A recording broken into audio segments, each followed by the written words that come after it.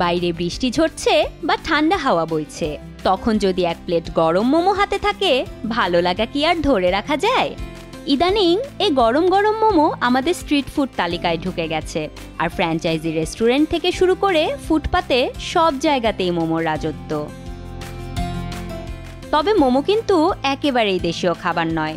ভারতীয় মোদক ও পিঠার সাথে কিছুটা মিল থাকলেও মোমোর জন্ম অনেক দূরে, তিব্বতে। চাইনিজ শব্দ মোয়ের অর্থ বাষ্প, আর সেই বাষ্পেই তৈরি করা হয় এই খাবার, তাই নামও হয়েছে মোমো। মজার ব্যাপার হলো, মোমো তৈরি করতে যে পাত্র ব্যবহার করা হয় তার নাম মাকটু। তিব্বত থেকে নেপাল, সেখান থেকে ভারতে এসে মোমো দার্জিলিংয়ের রাস্তা দখল করে বসে। কলকাতায় তো যেন মোমোর জমজমাট রাজত্ব। পশ্চিমবঙ্গ থেকেই নাকি মোমো বাংলাদেশে এসেছে। বাংলাদেশে এর প্রথম সমাদর হয় চট্টগ্রামের পাহাড়ি অঞ্চলে। এখানকার স্থানীয় মশলা মোমোর পুরে এমন এক নতুন স্বাদ এনেছে যা তিব্বতে কেউ ভাবতেও পারেনি। পুরের কথাই যখন বলছি, তিব্বতে মোমোর পুর হিসেবে চমড়ি গাইয়ের মাংস ব্যবহার করা হতো, নেপালে মহিষের মাংস, আর এখন তো আমাদের দেশেই পাবেন chicken momo, beef momo, prawn momo, এমনকি চিজ মোমো।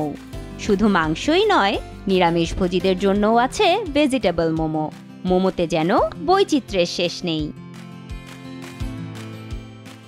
মোমো সাধারণত ভাপা বা ভাজা হয়, আর সেই সঙ্গে আছে নানান স্টাইল, স্যুপ মোমো, ঝোল মোমো, এমনকি চিলি মোমো। কিন্তু সাবধান, চিলি মোমো মুখে দিলে যদি ঝাল সহ্য করতে না পারেন, তো হয়তো এক প্লেট খাওয়ার পরেই পানি খুঁজতে হবে। চিলি মোমোকে সি মোমোও বলা হয়।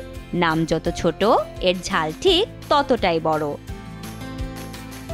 আরেকটু ভিন্ন স্বাদের জন্য আছে কোথে মোমো, যেখানে স্টিমড মোমো একটু ভেজে দেয়া হয়, তবে এর আকারটা হয় একটু লম্বাটে। স্বাস্থ্য সচেতনরা স্টিমড মোমোর দিকেই নজর রাখুন।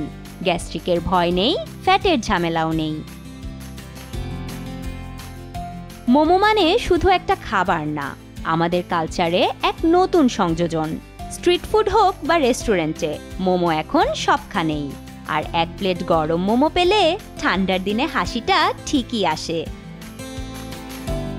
সুপ্রিয়া সাহা, যমুনা নিউজ।